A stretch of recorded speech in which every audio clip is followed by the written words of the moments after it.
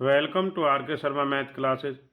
आज हम class 8 subject math chapter 11 सीधा और प्रतिलोम समानुपात में एक्सरसाइज 11.2 को स्टार्ट करेंगे। तो जिसमें हमारा पहला टॉपिक प्रतिलोम अनुपात रहने वाला है।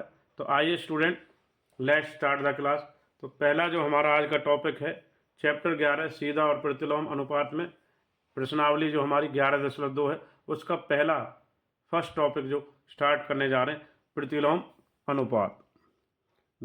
प्रतिलोम अनुपात यानी कि इनवर्स प्रोपोर्शन। तो देखेंगे, इससे पहले हमने सीधा समानुपात यानी डायरेक्ट प्रोपोर्शन यानी प्रत्यक्ष अनुपात को किया है। अब करेंगे प्रतिलोम अनुपात। तो जब दो राशियां इस प्रकार परिवर्तित यानी कि परिवर्तित बदल हो सकती हैं यदि एक राशि वृद्धि होती है और दूसरी राशि में कमी होती है। इससे पहले जब हमने समानुपात के बारे में बताया था कि यदि एक राशि में वृद्धि होती थी तो दूसरी में वृद्धि होती थी, पर यहाँ पर इन्वर्सल उल्टा है, जब ही इसका नाम है प्रतिलोम अनुपात। दो राशियाँ इस प्रकार परिवर्तित हो सकती हैं यदि एक राशि में वृद्धि होती है और दूसरी राशि में कमी होती है। तो एक कमी होने पर दूसरी में क्या होगी? वृद्धि होगी। उदाहरण, जब हम किसी काम पर अधिक व्यक्ति लगाएं तो उस काम का समय कम समय में होगा और जल्दी हो जाएगा। तो इसी प्रकार यदि चाल बढ़ा दी जाए, एक निश्चित दूरी तय करने में कम समय लगता है। तो जाहिदा अपने स्कूल के 4 विभिन्न प्रकारों से जाती है। वे पैदल जा सकती है, दौड़ कर जा सकती है, साइकिल पर जा सकती है और कार पे। तो ध्यान रखेंगे, पैदल, दौड़कर, साइकिल पर और कार पर। तो यहाँ पर ध्यान देंगे, 4 किलोमीटर पर आवर में पहला है पैदल, दौड़कर, साइकिल पर और कार पर।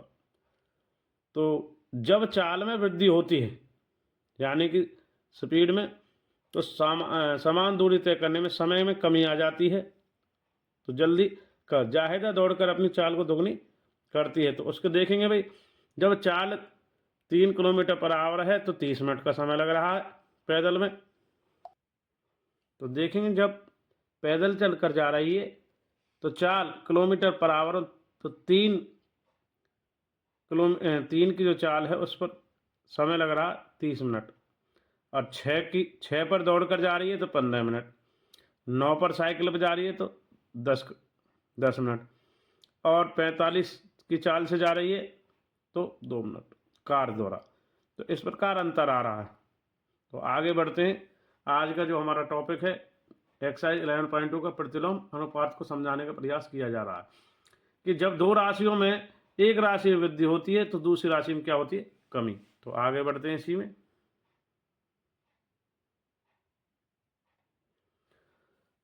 तो जब ध्यान दीजिए, जब चाल वृद्धि होती है तो समान दूरी तय करने में लगने वाला समय में कमी होती है। जब जाहिदा दौड़कर अपनी चाल दोगुनी करती है तो उसके द्वारा लिया गया समय 1/2 हो जाता है। तो देखो, यहाँ से दौड़कर 1/2 हो गया, इधर दिखा रहे हैं उसका, और इधर साइकिल पर 1/3 और कार द्वारा लगने पर 1/15। तो इस प्रकार से हम देख रहे हैं किस प्रकार से वृद्धि होती है और किस प्रकार से उसकी जैसी चाल में वृद्धि होगी तो समय में कमी हो जाएगी। जो दूरी है पैदल से में 30 मिनट लग रहा था, दौड़ करके 15 मिनट, साइकिल में 10 मिनट और कार में 2 मिनट। आगे बढ़ते हैं अपने आज का जो टॉपिक प्रतिलोम अनुपात, डायरेक्ट प्रोपोर्शन। तो यहाँ देखते हैं, यदि हम पुस्तक के मूल्य जो रुपए में x मान लेते हैं, खरीदी गई पुस्तकों की संख्या को y से निरूपित करते हैं। जब x में वृद्धि होती है तो y में क्या आ जाती है? कमी होती है। विलोमतः यह ध्यान दें, दोनों महत्वपूर्ण है। गुणनफल xy अचर रहता है तो x और y के प्रतिलोम विचरण जो वेरीज इन्वर्सली है, y और x के प्रतिलोम के रूप में विचरण करता है। तो इस प्रकार दो राशियां x और y प्रतिलोम समानुपात में विचरित करती हैं। उनके बीच xy बराबर k का कोई संबंध है, कोई k अचर है। यदि x के मानों में x1 x2 के लिए y के संगत मान y1 y2 हो तो x1 गुना में y1 बराबर x2 गुना में y2 बराबर होता है। अर्थात ये फार्मूला है हमारा कि x1 बटे में x2 और y2 बटे में y1। उसमें हमारा इसका उल्टा था, डायरेक्ट समानुपात में x1 बटे में y1 हो रहा था और x1 बटे में y1 और x2 बटे में y2 था। यहाँ पर है हमारा जो सूत्र प्रतिलोम अनुपात में x1 बटे में x2 y2 बटे में y1। तो हम कहते हैं x और y प्रतिलोम अनुपात है, इनवर्स प्रोपोर्शन। इसको आप नोट करेंगे, ये सबसे इम्पोर्टेंट है आज के लिए, यही इसका सूत्र। तो आगे इन्हीं से संबंधित उदाहरण कराते हैं 7, 8, 9 और फिर एक्सरसाइज के 1 से 11 प्रश्न कराएंगे 11.2 के। तो इसको नोट कर लें सूत्र। आगे बढ़ते हैं। उदाहरण 7 एक्सरसाइज 11.2 का। एक टंकी को 1 घंटे 20 मिनट भरने के लिए 6 पाइपों की आवश्यकता पड़ती है। इस प्रकार के केवल 5 पाइपों का ही उपयोग किया जाता है, वह टंकी को कितने समय में भरेगा? तो देखेंगे यहाँ से, जैसा कि चित्र में दिखाया जा रहा है, एक टंकी है 1 घंटे 20 मिनट में 6 पाइपों से भरती है। तो यदि उसी प्रकार 5 पाइप लिए जाएं तो कितना समय टंकी को भरने में लगेगा? तो पहले देखिए, मान लीजिए टंकी को भरने में वांछित समय x मिनट जो हमें पहले चाहिए होता है निकालना, तो उसको x मान लेते हैं। फिर एक सारणी बनाते हैं, पाइपों की संख्या 6 है, तो जब लग रहा है 1 घंटे 20 मिनट, 1 घंटे में 60 मिनट और 20 मिनट जोड़ के 60 और 20 80 मिनट समय को मिनटों में लिया गया है। और अब हमें 5 पाइपों द्वारा जितना जो समय लगेगा टंकी भरने, उसको हमने x माना है, वो x इस प्रकार टेबल में आ गया है। तो पाइपों की संख्या 6 है तो 80 मिनट। अब 5 पाइप हैं तो x, यानी कितना समय लगेगा? पाइपों की संख्या जितनी कमी है टंकी को भरने में उतना ही समय अधिक लगेगा। तो यह एक प्रतिलोम समानुपात की स्थिति है। तो देखेंगे भाई, हमारा बनता है, आपको पता ही है, x1 गुना में y1 और x2 गुना में y2। तो 80 गुना 6 कर लेंगे हम यहाँ पर, जैसा कि सूत्र है x1 गुना y1 और x2 गुना y2। अब x गुना 5, तो 5 इनके नीचे चले जाएगा x, तो 5 से 80 को काट देंगे, 16 5 से 16 पंजे 80 और 16 छिकम 96, तो x का वैल्यू आएगा 6। इस प्रकार टंकी को 5 पाइपों द्वारा भरने में यानी कि 26 मिनट का समय लगा। तो ये कितना? 1 घंटा 36 मिनट। तो अब ज़्यादा समय लग रहा, तो देखो जब पाइपों की संख्या ज़्यादा थी तो समय कम लग रहा था, अब पाइपों की संख्या कम है तो समय ज़्यादा लग रहा, 1 घंटा 36 मिनट। क्योंकि 96 मिनट में से 60 के लिए 1 घंटा बना लिया, तो 60 में 96 घटाएंगे तो 36 रह जाएगा, 1 घंटे 36 मिनट। इस प्रकार उदाहरण 7 हमारा हो गया। आगे बढ़ते हैं नेक्स्ट एग्जाम्पल नंबर 8 की ओर। एग्जाम्पल 8 इस प्रकार है हमारा उदाहरण 8। एक छात्रावास में 100 विद्यार्थी हैं, उनके भोजन सामग्री 20 दिन के लिए पर्याप्त है। यदि एक समूह में 25 विद्यार्थी आ जाएं, यानी कि 100 पहले थे, 25 आ गए, 125 हो जाए, तो यह भोजन सामग्री कितने दिन चलेगी? तो मान लीजिए भोजन सामग्री में भाई 100 प्लस 125 विद्यार्थियों के लिए y दिन चलेगी। तो सारणी बनाते हैं, विद्यार्थियों की संख्या जब 100 है तो दिनों की संख्या 20 है। इस प्रकार 100 प्लस 25 125 जब विद्यार्थी हैं तो y दिन चलेगी, ये मान के चलते हैं। तो ध्यान दीजिए, जितने विद्यार्थी अधिक होंगे उतने ही भोजन सामग्री जल्दी समाप्त होगी। तो एक प्रतिलोम समानुपात है। तो देखेंगे x1 गुना में y1 और x2 गुना y2, तो 100 गुना 20 करेंगे यहाँ पे और 125 गुना y, 125 नीचे आ जाएगा और y की वैल्यू निकाल देंगे। तो आगे बढ़ेंगे, देखो इसको काट देंगे हम, 5 से 25 और 5 से 4 और 25 से काट देंगे चौका 100, तो 4 गुना 4 कितना आ जाएगा वैल्यू? 16 आ जाएगा हमारा। तो इस प्रकार तो आगे बढ़ते हैं उदाहरण 8 में।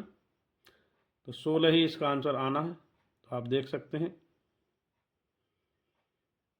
हमारा जो आंसर आया कितना है 16। उदाहरण 8 तो आंसर ये है। तो इसमें एक वैकल्पिक विधि भी दी है जिसके द्वारा आप करना चाहो तो कर सकते हो कि भाई x1 into Y one x2 into Y two को लिख सकते हैं x1 बटे में x2 क्रॉस मल्टीप्लिकेशन, तो 100 बट का अनुपात 125 से और y का अनुपात बात वही, आंसर हमारा 16 ही आना। तो उदाहरण 8 हमारा हो गया। आगे बढ़ते हैं उदाहरण 9 की ओर।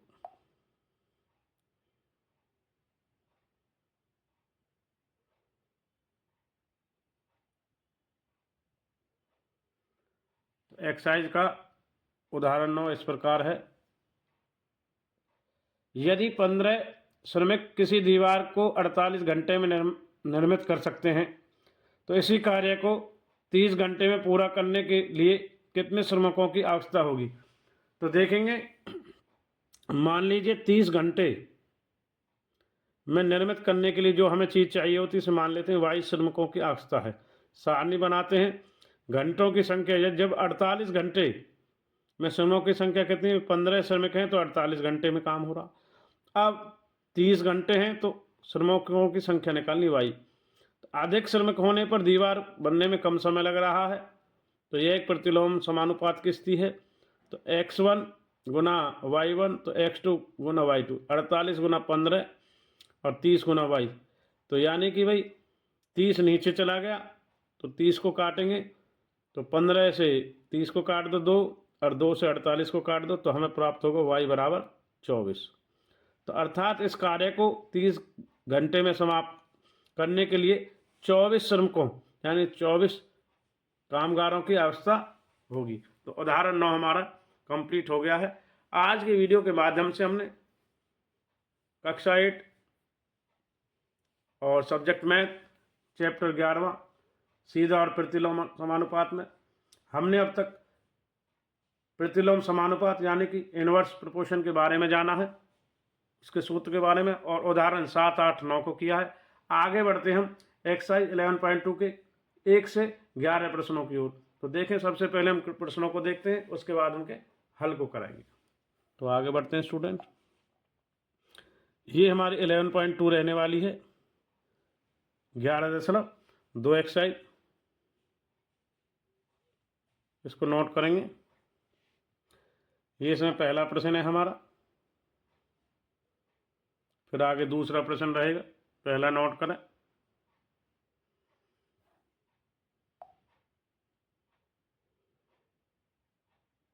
ये दूसरा रहेगा हमारा, ये तीसरा,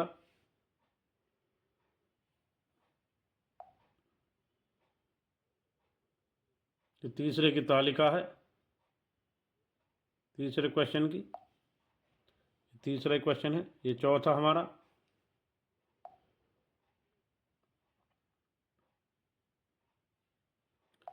ये पांचवा, ये छठवां, ये सातवां,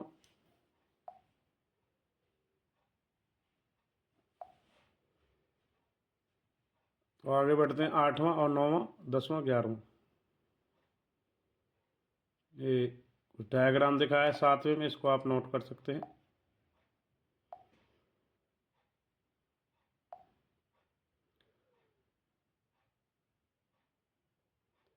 ये हमारा 8वां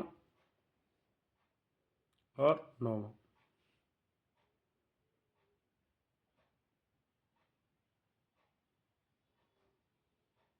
तो आगे बढ़ते हैं 10वां और 11वां प्रश्न दिखाते हैं आपको।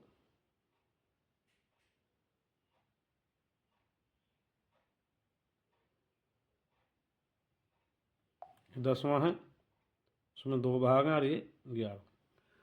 तो देखिए आगे स्टूडेंट, आपको हम 11.2 एक्सरसाइज की 1 से 11 प्रश्नों को हल कराते हैं। तो आइए स्टूडेंट 11.2 के 1 से 11 प्रश्नों की ओर आगे हम आपको ले करके चलते हैं। 11.2 एक्सरसाइज हमारी रहने वाली, जिसमें 1 से 11 प्रश्न हम आपको कराएंगे। 11.2 प्रश्नावली का पहला प्रश्न सीधा और प्रतिलोम समानुपात में चैप्टर 11 कक्षा 8 में 11.2 का पहला प्रश्न इस प्रकार है। निम्नलिखित में से कौन प्रतिलोम है? पहला, दूसरा, तीसरा, चौथा और पांचवा। तो इसके 5 भाग हैं, तो यहाँ हम जानेंगे 5 भाग। किसी कार्य पर लगे व्यक्तियों की संख्या उस कार्य को पूरा करने में लगा समय। तो पहला यहाँ प्रतिलोम समानुपात है, क्योंकि यदि व्यक्तियों की संख्या कम होगी तो यह कार्य पूरा करने में अधिक समय लगेगा। दूसरा, एक समान चाल से किसी यात्रा में लिया गया समय और तय दूरी। तो भाई समान चाल है और प्रत्यक्ष समानुपात होगा ये। दूसरा, क्योंकि जितने अधिक समय लगेगा उतनी दूरी भी क्या होगी? अधिक तय होगी। तो आगे बढ़ते हैं इसी में।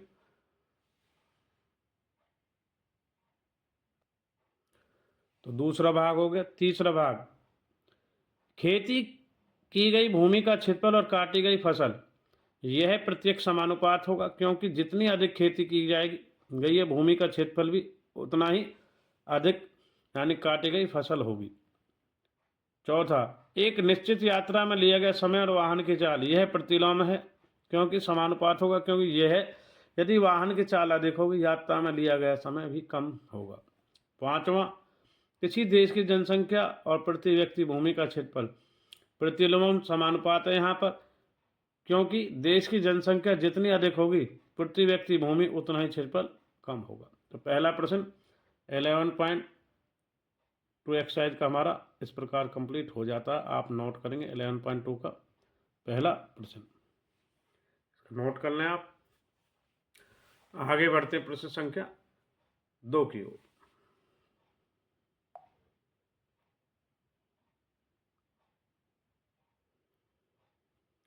प्रश्न संख्या 2 इस प्रकार है हमारा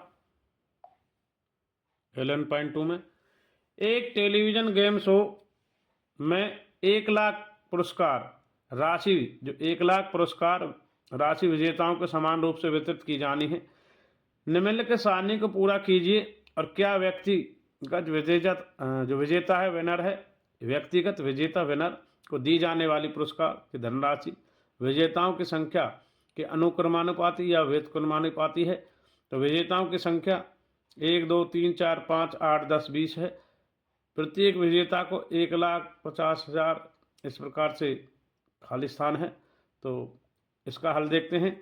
यहाँ विजेताओं की संख्या पुरस्कार की धनराशि में प्रतिलोम समानुपात है सबसे पहले तो, क्योंकि यदि विजेताओं की संख्या बढ़ती है तो प्रत्येक विजेताओं के पुरस्कार धनराशि में क्या हो रही है? भाई कमी हो रही है। जब संख्या 4 है, 4 के लिए निकालेंगे तो 1 लाख को भाग देंगे तो 25,000 आएगा।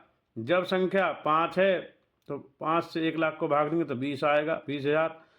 जब संख्या 8 है तो प्रत्येक विजेता की धनराशि 8 से भाग देंगे 1 लाख को तो 12,500 आएगा।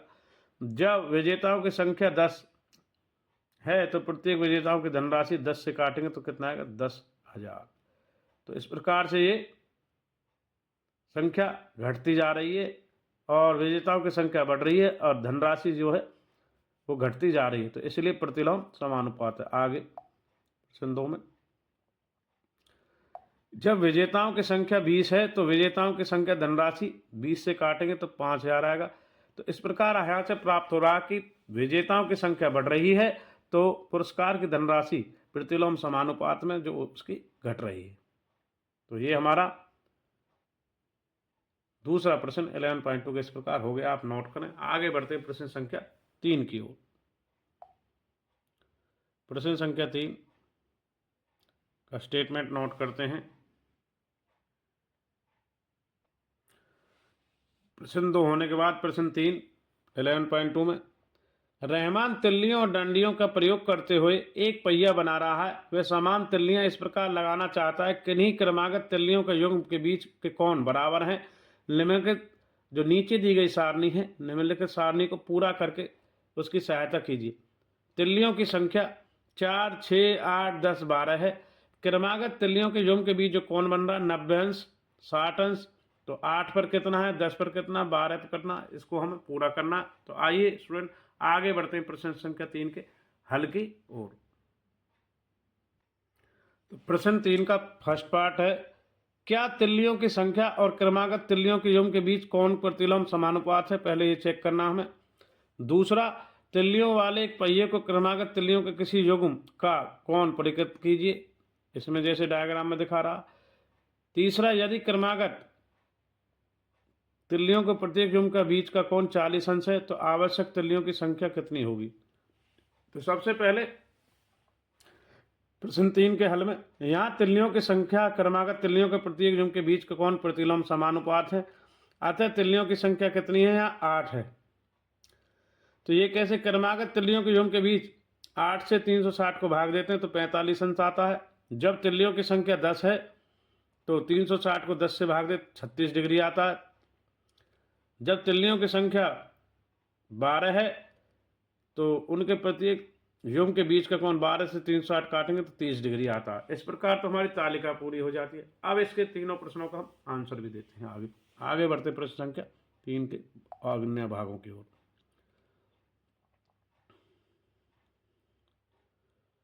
तो देखिए भाई, तालिका को पूरा कर लिया। जब 8 है तो 45 है, 10 है तो 36 है, 12 है तो 30।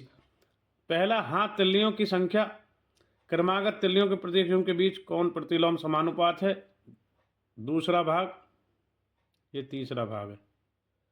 तो प्रश्न 3 का पहला भाग हो गया। दूसरा भाग देखेंगे, जब तिल्लियों की संख्या 15 है तो तिल्लियों के बीच प्रत्येक युग्म का कोण 15 से 360 को भाग देने पर कितना, 24 अंश आता है। तीसरा भाग, दूसरा हो गया। तीसरा भाग देखेंगे, आवश्यक तिल्लियों की संख्या, भाई 40 अंश के लिए तो 360 को भाग में तो तिल्लियों की संख्या आएगी 9, क्योंकि 40 अंश का कोण बने प्रत्येक तो 360 भाग देने पर 9 प्राप्त होता है। 9 चौक 36। तो इस प्रकार प्रश्न संख्या 3 हमारा कंप्लीट हो गया। आगे बढ़ते हैं प्रश्न संख्या 4 की ओर।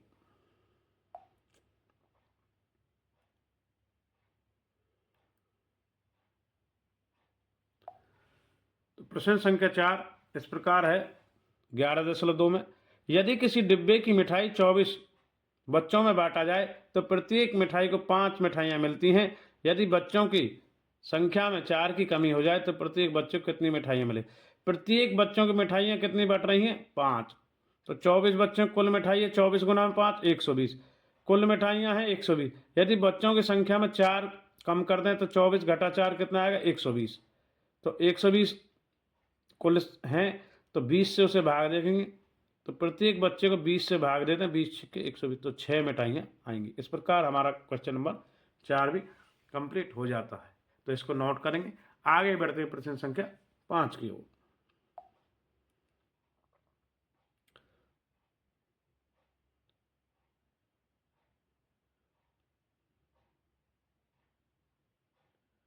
तो प्रश्न 5 की स्टेटमेंट इस प्रकार है, एक किसान की पशुशाला में 20 पशुओं को 6 दिन के लिए 6 दिन का पर्याप्त भोजन है। यदि इस पशुशाला में 10 पशु आ जाएं तो यह भोजन कितने पर्याप्त रहेगा। जैसे पिछले क्वेश्चन में था तो उसमें कमी की गई थी, इसमें और आ गया तो प्लस हो जाएगा। यदि पशुशाला में 10 पशु और आ जाएं तो माना यह दिन कितने रहेंगे, x। तो पशुओं की संख्या, भाई 20 से प्लस 10 30 हो जाएगी। तो पशुओं की संख्या पहले 20 है तो कितने दिन चल रहा है हमारा पर्याप्त भोजन उनका चारा, 6 दिन। अब 20 प्लस 10 और आ गए तो 30 हो गए तो x दिन चलेगा। आइए तो इसको निकालते हैं प्रश्न 5 को आगे। नेक्स्ट, तो प्रश्न 5 का हल इस प्रकार है, क्योंकि पशुओं की संख्या दिनों के प्रतिलोम अनुपात में है यहाँ पर, तो भाई 20/30 और x/6, तो 20 गुना 30, 20 गुना में x हो जाएगा। यहाँ देखेंगे 20/30 है, x/6, तो 30 गुना आर पार गुना करेंगे, आर पार की गुना, तो 30 गुना x होगा और 20 गुना 6। तो भाई 20 गुना 6/30 आएगा। तो इसको देखेंगे हम यहाँ, 0 से 0 कट गया, 3 से दूनी तो 2 दूनी 4। तो यदि पशुशाला में 10 पशु और आ जाएं तो यह भोजन कितने दिन चलेगा, 4 दिन पर्याप्त रहेगा। तो प्रश्न 5 हमारा हो गया है। ध्यान दें वे, देखिए हमारा जब 30 क्रॉस था कि भाई x1 इंटू में y1 और x2 इंटू y2, ये देखेंगे। तो इस प्रकार से जब 20 दिन था तो गुना में हो गया भाई 6 दिन, और जब 30 दिन था तो गुना में x, तो 30 इनके नीचे चला गया तो काट पीट के 2 दूनी 4 आया। तो यदि पशुशाला में 10 पशु और आ जाएं तो यह भोजन कितने दिन चलेगा हमारा? 4 दिन। प्रश्न 5 कंप्लीट हो गया। आगे बढ़ते हैं प्रश्न संख्या 6 की ओर। तो प्रश्न 6 देखेंगे। एक ठेकेदार आकलन करता है जसविंदर के घर में पुनः तार लगाने का कार्य 3 व्यक्ति 4 दिन में कर सकते हैं। वही 3 के स्थान पर 4 व्यक्तियों को इस काम पर लगाया जाए तो यह कार्य कितने दिन में पूरा हो जाएगा? तो माना कार्य को पूरा करने के लिए दिन x, तो व्यक्ति 3 लग रहे हैं तो 4 दिन में हो रहा है। यदि 4 व्यक्ति लग रहे हैं तो कितने दिन में होगा? तो क्योंकि व्यक्तियों की संख्या दिनों के प्रतिलोम अनुपात में है तो वही x1 इंटू y1 और x2 इंटू y2। तो देखेंगे यहाँ पर हम इधर कि 3 गुना 4 हो जाएगा, यानी 3/4 है x/4, तो 3 गुना में 4 हो गया और 4 गुना x हो गया। अब 3 गुना 4 बटे में 4 आ जाएगा, तो 4 से 4 कट गया, तो हमारा 3 दिन रह जाएंगे। तो इस प्रकार जसविंदर के घर में पुनः तार लगाने का कार्य है 4 व्यक्ति कितने दिन में कर सकते हैं? 3 दिन में। तो प्रश्न संख्या 6 हमारा कंप्लीट हो गया। आगे बढ़ेंगे प्रश्न संख्या 7 की ओर। प्रश्न संख्या 7 11.2 में बोतलों के एक बैच को 25 बक्सों में रखा जाता है, जैसा कि चित्र में दिखा रहे हैं, जबकि प्रत्येक बक्स में 12 बोतलें हैं। यदि इस बैच की बोतलों को इस प्रकार रखा जाए प्रत्येक बक्स में 20 बोतलें हो जाएं तो कितने बक्से भरे जाएंगे? माना बक्सों की, यानी बक्स है बक्सों की संख्या, यहाँ पर बक्सों की क्या है? संख्या, मात्रा चढ़ा लें यहाँ भी, बक्सों की संख्या। बक्सों की संख्या मान लें हम यहाँ पर पहले है 12 है बोतलों की संख्या, प्रत्येक बक्से में 12 हैं, तो बक्सों की संख्या कितनी है? 25। अब यदि 20 हैं बोतलें की संख्या तो बक्सों की संख्या x निकालनी जो हमने मानी। तो प्रत्येक बक्स बोतलों की संख्या के प्रतिलोम अनुपात में है, तो वही 12 गुना 25 होगा और 20 गुना x होगा।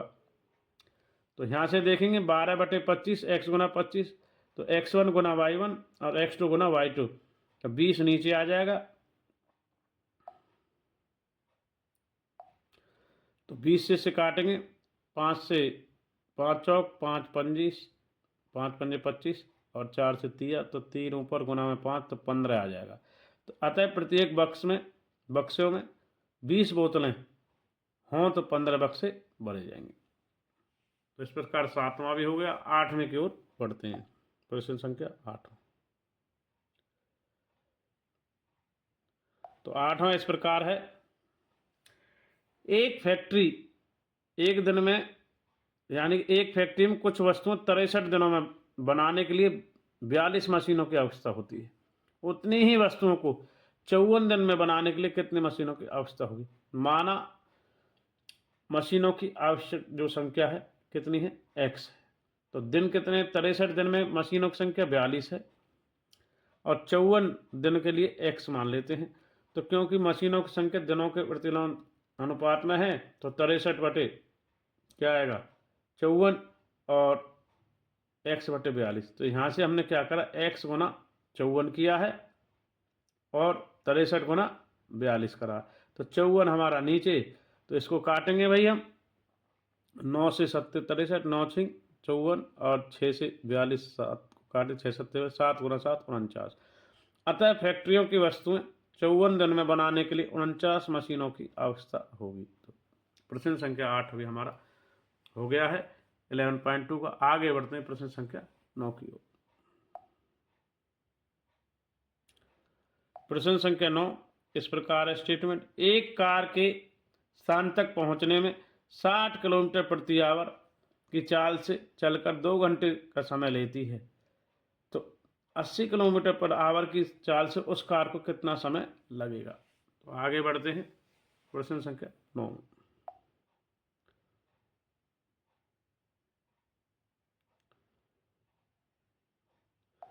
तो प्रश्न संख्या 9 का हल। माना 80 किलोमीटर प्रति आवर की चाल को लगने वाला उस कार का समय x है, तो 4 किलोमीटर पर आवर में 60 किलोमीटर है जब चल रही है स्पीड से, तो 2 किलोमीटर समय 2 घंटे लग रहा है।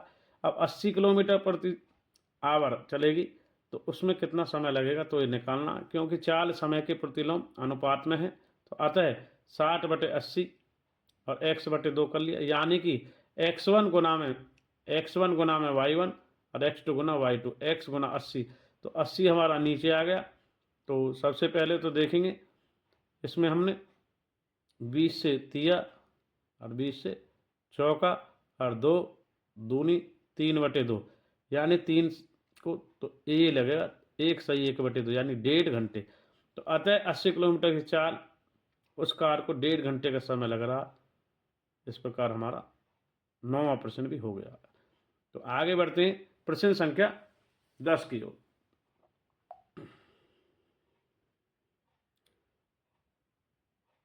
प्रश्न संख्या 10, 2 व्यक्ति एक घर में नई खिड़कियां 3 दिन में लगा सकते हैं।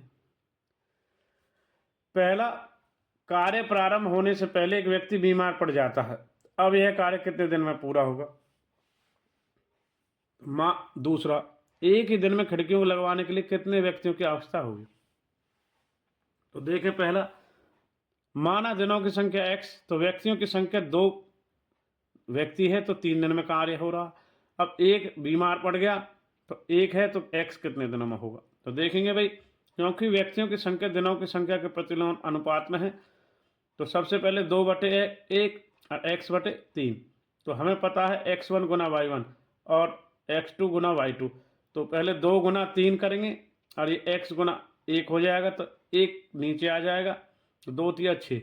तो उस कार्य को पहले में भाई कितना लगेगा? एक व्यक्ति उस कार्य को 6 दिन में करेगा। पहला हो गया। दूसरा, माना व्यक्तियों की संख्या, अब हमें व्यक्तियों की संख्या निकालनी। व्यक्तियों की संख्या भी 2 व्यक्ति उस कार्य को 3 दिन में कर रहे हैं दिनों की संख्या में।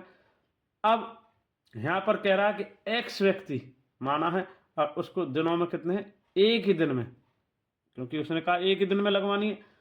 तो व्यक्तियों की संख्या दिनों की संख्या के प्रतिलोम अनुपात में है। तो आगे बढ़ते हैं प्रश्न 10 में। तो यहां देखेंगे, अब हमारा 2/x और 3/1/3 है। तो यहां से देखते हैं कि भाई 2 गुना 3 x1 गुना में y1 और x2 गुना में y2, इससे करेंगे तो 1 नीचे आएगा, तो 2 तिया 6, तो यहाँ 6 व्यक्ति लगेंगे। तो यानी कि एक ही दिन में खिड़कियां लगवाने के लिए 6 व्यक्तियों की आवश्यकता हो। तो प्रश्न संख्या 10 भी हमारा पूरा हो गया। आगे बढ़ते हैं प्रश्न संख्या 11, एक्सरसाइज 11.2 का अंतिम प्रश्न, 11वां प्रश्न स्टार्ट करने जा रहे हैं।